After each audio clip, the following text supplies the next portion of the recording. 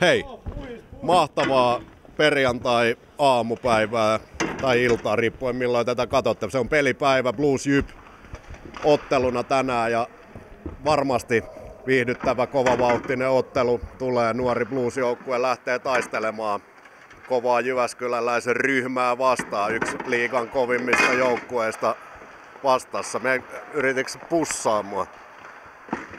Tänään muutenkin areenalla tapahtuu.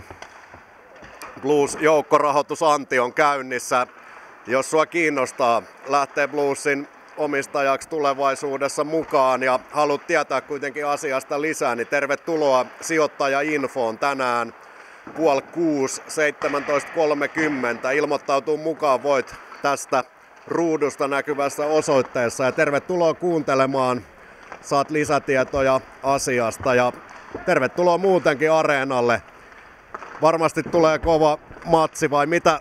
Ilmari, tää johto on nyt jotenkin tuolla kiinni. Moi Ipe. Moro. Hyvä fiilis, ei muuta kuin siitä jäille suhisemaan. Se on just näin. Mennään eteenpäin. Kopis oli äijiä taas ja saadaan pelit käyntiin ja ei tässä auta. Hyvä fiilis ilon kautta.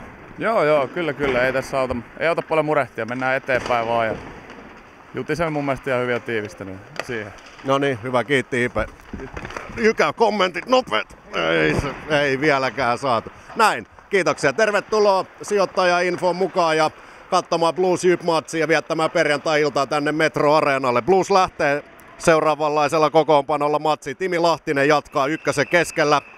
Laidoilla Oskari Siiki, Samson Mahbod, puolustajina Viktor Westermark ja Jere Seppälä. Maalissa muuten Christian Engstrand ja Kähkösen Kaapo sitten toisena maalivahtina. Antti Suomela kakkosen keskellä, laidoilla Niklas Andersson ja äsken nähty Ipe. Puolustajina Mikko Kukkonen, Veeti Vainio, Janne Puhakka kolmosen keskellä, Olli Iisakka ja Teemu Väyrynen laidoilla. Siinä Matias Pulli ja Sebastian Muuberi puolustajina.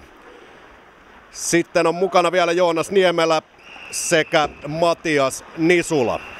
Näillä eväillä ei muuta kuin illalla nähdään. Moi!